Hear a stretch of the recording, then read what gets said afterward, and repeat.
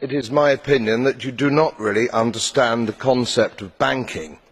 All the banks are broke.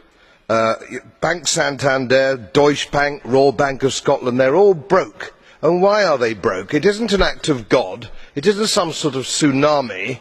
They are broke because we have a system called fractional reserve banking, which means that banks can lend money that they don't actually have. It's a criminal scandal and it's been going on for too long. To add to that problem, you have moral hazard, a very significant moral hazard from the political sphere. And most of the problem starts in politics and central banks, which are part of the same political system.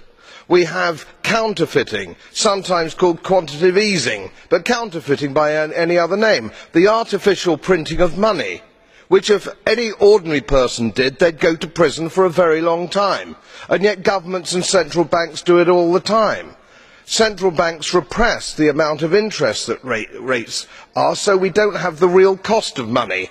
And yet we blame the retail banks for manipulating LIBOR.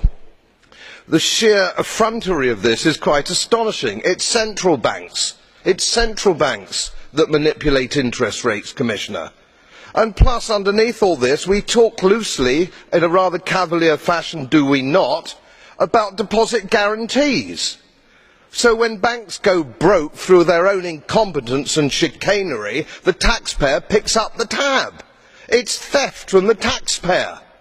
And until we start sending bankers, and I include central bankers and politicians, to prison for this outrage, it will continue.